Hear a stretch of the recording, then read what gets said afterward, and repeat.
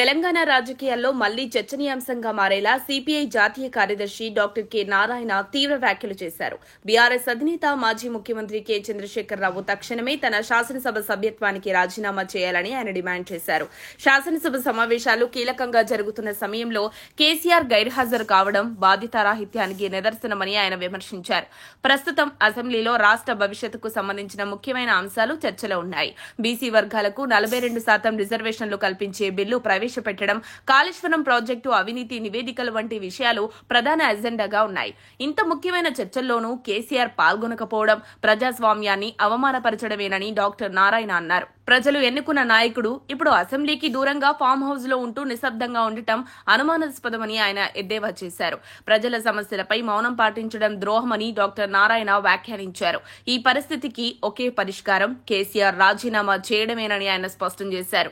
ఇక మరోవైపు ప్రస్తుత ముఖ్యమంత్రి రేవంత్ రెడ్డినే ఆయన అభినందించారు. బీసీ రిజర్వేషన్ బిల్లును ప్రవేశపెట్టడం రాష్ట్ర రాజకీయ చరిత్రలో ఒక పెద్ద అడుగుగా ఆయన పేర్కొన్నారు. ఈ బిల్లుకు పూర్తి మద్దతిస్తామని, అది అసెంబ్లీలో ఆమోదం పొంది కేంద్రానికి వెళ్లి అమల్లోకి రావాలని సిపిఐ తరపున డిమాండ్ చేశారు. కాళేశ్వరం ప్రాజెక్టులో జరిగిన అవినీతి, ప్రణాళిక లోపాలపై అసెంబ్లీలో చర్చ జరుగుతున్న వేళ కేసీఆర్ గైర్హాజరు కావడం మరింత అనుమానాలకు తావిస్తుందని నారాయణ పేర్కొన్నారు. రాష్ట్ర ప్రజలు నిజం తెలుసుకోవాలనుకుంటున్న ఈ సందర్భంలో కేసీఆర్ మౌనం పరిస్థితిని క్లిష్టం చేస్తోందని ఆయన విమర్శించారు. సిపిఐ తరపున ప్రజల ప్రయోజనాల కోసం తీసుకునే ప్రతి చర్యకు మద్దతిస్తామని డాక్టర్ నారాయణ స్పష్టం చేశారు. రిజర్వేషన్ బిల్లు, అవినీతి వెలికితీత లేదా అభివృద్ది చర్యలు ఏవైనా ప్రజల మేలు కోసం ఉంటే సిపిఐ వెన్నుదన్నుగా నిలుస్తుందని ఆయన తెలిపారు. మొత్తానికి కేసీఆర్ రాజీనామా డిమాండ్ తెలంగాణ రాజకీయాల్లో హాట్ టాపిక్ గా మారింది. మరోవైపు బీసీ రిజర్వేషన్ బిల్లుతో సీఎం రేవంత్ రెడ్డి ప్రజల్లో విస్తృత ప్రశంసలు అందుకుంటున్నారు.